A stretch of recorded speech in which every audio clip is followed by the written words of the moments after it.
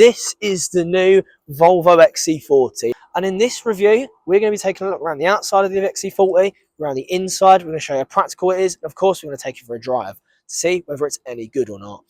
So this is the Volvo for the young person, aka the Volvo for someone like me. Welcome to Connor Austin Cars.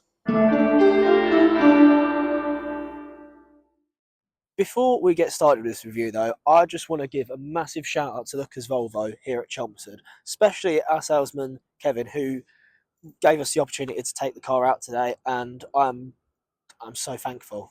This is the first time I've ever got the chance to do a brand new car, and he's the one that's given me the opportunity to do it, and of course Lucas Volvo have done it. So I just want to say thank you very much, and if you're looking for a new Volvo, no better place to go.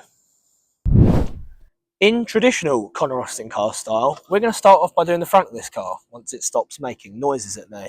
So the main thing that's changed is this new badge. You'll notice that. Now, it's now a one-piece design and it looks a hell of a lot more modern than the old one. And before as well, the old one with the 360 camera attached, it was very, really ugly. It looked like it had just been stuck on, whereas now this one piece looks a lot more tidier, a lot better. Another thing that's slightly changed is this grille. So it's more of a 3D effect now. Hasn't really changed much from the last one, but it's slightly different. And I like the fact they've kept this nice all black look, which makes it look really aggressive.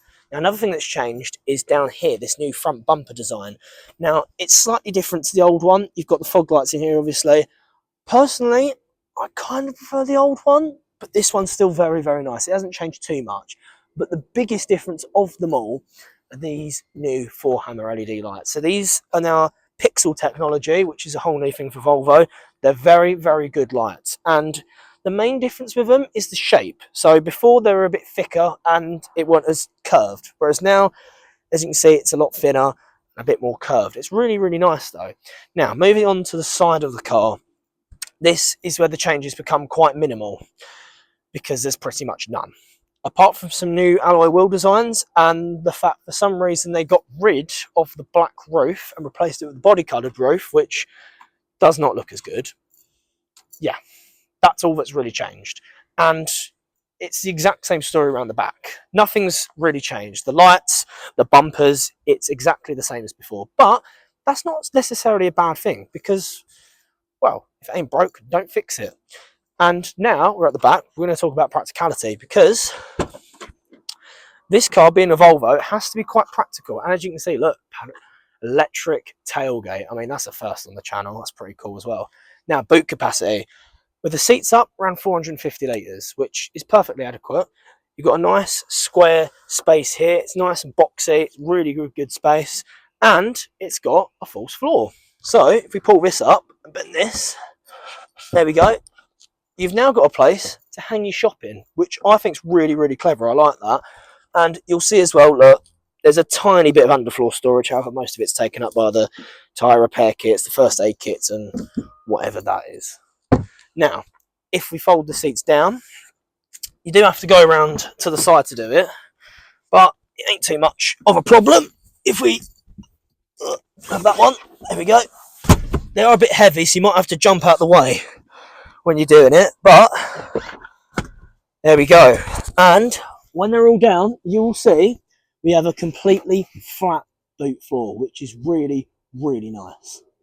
Continuing on with practicality, we are going to talk about the rear space of this car. Now, this seat is set to my driving position, which is, well, I'm 5'9", and in terms of space, I've got a decent amount of knee room. I can stretch my feet out underneath the seat. I have got it raised slightly, but that's my driving position. And yeah, it's really, really comfortable back here. I can lounge about and I can do miles in the back of this car. The only thing I will criticise is headspace. Now, even for me, I've just about got enough of headroom. However, people that are 6 foot are probably going to struggle a little bit. And that is mainly down to the panoramic glass sunroof. That does eat into headspace a bit. However, if you don't get this sunroof, you do get quite a bit more headroom. Now, while we're still here in the back, we've got, in case you don't have a middle passenger, you have a cup holder, well, 2 cup holders, and this nice little armrest, which is nice. And you've also got a decent amount of space in these little door nets here. And while we're in the middle, we've also got, look at this, USB-C charging, and on this Ultra model, heated rear seats, which is really, really nice. I like that a lot. Now, one more thing I'm going to do, we're going to test how decent the middle seat is. Now, it's actually nice and squidgy. You've still got a reasonable amount of foot space, maybe a tiny bit cramped. However, I think for me, it'll be all right. For kids, it should be no problem at all. And if they start to complain, just tell them to shut up. You now join me in the front seat of the Volvo XC40. And, well, it's a lovely place to be. The seats are the first thing you notice because it's obviously the first thing you sit on. And they are really, really comfortable. They're really squidgy and they keep you in place. They're really, really nice. And especially nice with this light interior. I mean, look at this. You've got nice soft leather. And to round it all off, we've even got wood inlays, which just makes the interior look a bit more luxurious. As well does this crystal gear shifter. It's not necessary, but it is cool. I like it. Now, in terms of the actual design of the interior, nothing's really changed. In fact, it's pretty much exactly the same. The only things that have changed are these. The software that you get on the infotainment system and the driver's display. Let's start with the infotainment system. So this is now running a Google-based automotive system, and it's actually really nice. So it's a very snappy screen. It responds very quickly. And of course, you can see here, we've got Google Maps, which is really, really nice. I'm happy with that. This is so much better than a standard, bog standard navigation system you get from a factory car, such as, well, the old XC40, really. That wasn't a particularly great system, but this is really, really good. I like the one in this. And you've also got your other bog standard things such as, Bluetooth connectivity. You can have your phone all set up. You can listen to your music. And yeah, overall, it's a decent screen. It's very responsive and it is a lot better than the old version. Now, coming over to the digital driver's display, it's the same size, 12.3 inch. However, the software is a bit different. So you can either have this very blank screen here, which I'm not a particular fan of. If you press this, you can get your trip computer up. You can see how many miles you've done, what your average miles per gallon is, all the boring stuff. And then if you click on this, there we go, you can still have the mappage in the middle of the screen, which is nice. However, what I don't like is that they've done it so you can't change the theme of it anymore. So on the old one, it had more traditional looking dials, and you could actually change the theme of it. However, on this one, they've changed it so you can't, which ain't great, but I still like the design of it. I've got used to it. And that now brings me on to a few good things about the Volvo XC40. As this is a Google-based infotainment system, you can actually install lots of different apps onto it, including, look at this, YouTube. So, if you ever got bored, you could watch your own videos on it. This is the Hyundai Kona Electric, and it's a small SUV for those. How brilliant is that? If you ever get bored while you're driving this car, not to worry, because Google Assistant is actually quite funny. Well, depending on the humour. Let's have a look, shall we? Tell me a joke. Prepare to sew up your sides. Why did the toilet paper jump off the building? To quickly get to the bottom. Absolutely hilarious. Now, I think we've spoken enough about the car. Time to move on to the more important matter. What's the Volvo XC40 like to drive? So then, here we are driving the XC40 now, and the first thing I can tell you is just how well insulated this interior is. It's such a lovely place to sit in. And there's another thing as well. The steering, for one, it's really, really light. In fact, everything about this car is light.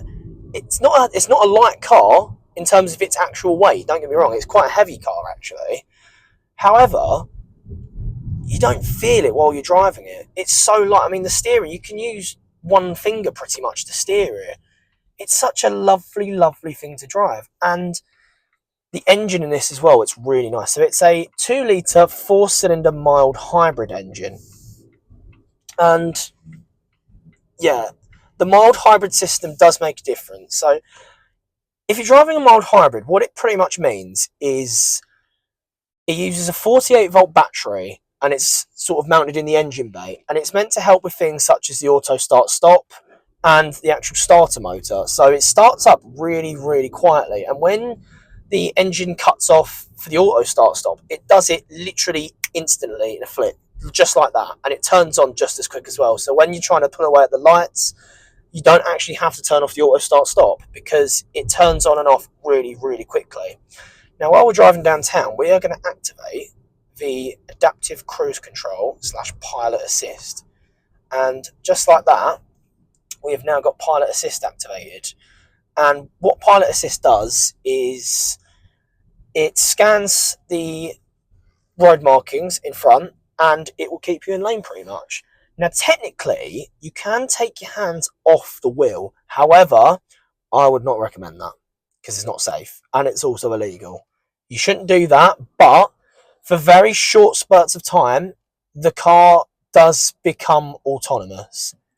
It's actually a bit scary at first. However, it's very, very cool.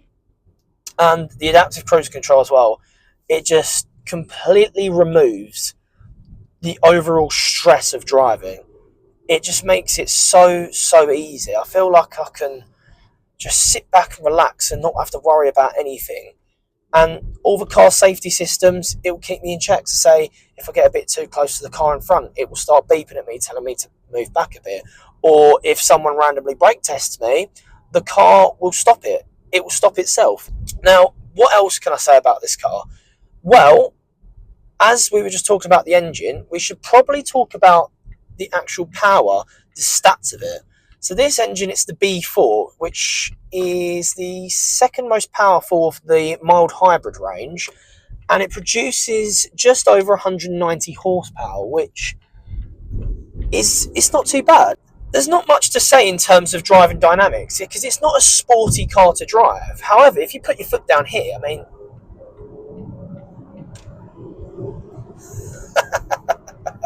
it does give you a nice little bit of kick.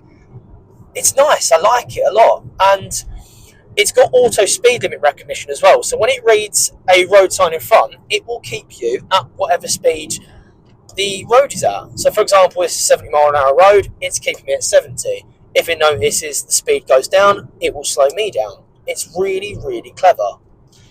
Now, if you want to drive this car a bit sporty like, going around bends and stuff, it does lean a little bit. For example, here, you can sort of feel the car saying to you it doesn't want to do it, it doesn't like it.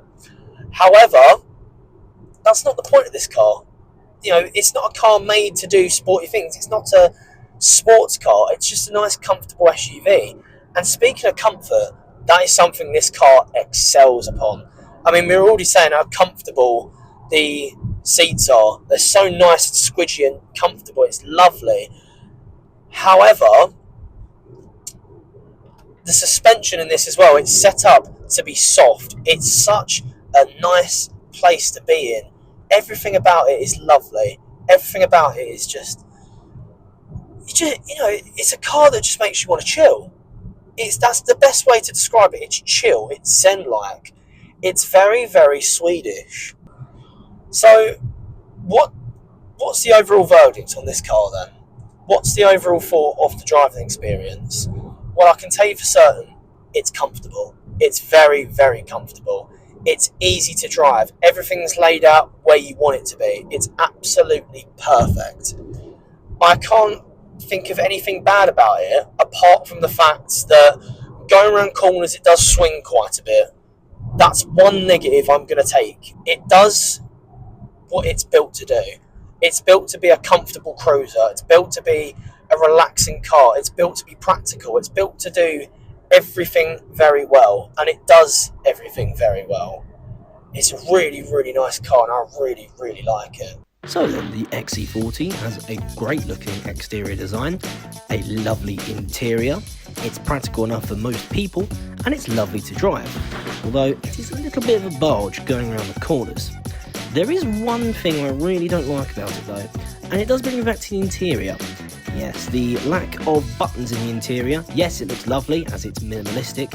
However, it does make things difficult, especially especially when it comes to adjusting the temperature and all of the climate control systems, which are all done through the touchscreen. Yeah, not particularly great if you're trying to drive, and sometimes the Google Assistant doesn't exactly do what you want it to do.